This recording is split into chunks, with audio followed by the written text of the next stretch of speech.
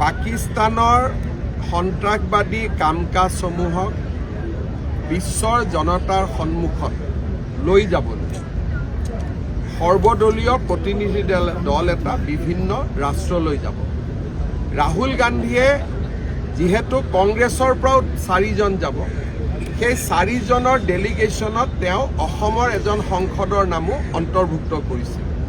মই ৰাহুল গান্ধীলৈ আজি এটা টুইট দিছোঁ যে যিজন সংসদে নিজে পাকিস্তানত 2 সপ্তাহ থাকি আহিছে, যিজন সংসদে নিজৰ সন্তানৰ নাগৰিকত্ব ভাৰতৰ পৰা বিদেশী ৰাষ্ট্ৰৰ নামত লৈ গৈছে, যিজন সংসদৰ পত্নীয়ে পাকিস্তানৰ দৰমহা দি প্ৰত্যেক মাহত পাকিস্তানৰ পৰা 2 লাখ টকা দৰমহা লয়, তেওঁ কেনেকৈ পাকিস্তানৰ বিপক্ষে ক'ব? বৰঞ্চ ডেলিগেশ্যনত যিখিনি ঘটনা হ'ব, আলোচনা হ'ব, সেইখিনি খবৰহে তেওঁ আন শত্ৰু ৰাষ্ট্ৰক দি দিব। সেইকাৰণে মই ৰাহুল গান্ধীক অনুৰোধ কৰিছোঁ যে আপুনি এনেকুৱা মানুহৰ নাম অন্তৰ্ভুক্ত নকৰিব যি ৰাষ্ট্ৰৰ নিৰাপত্তাৰ প্ৰতি ভাবুকি হ'ব।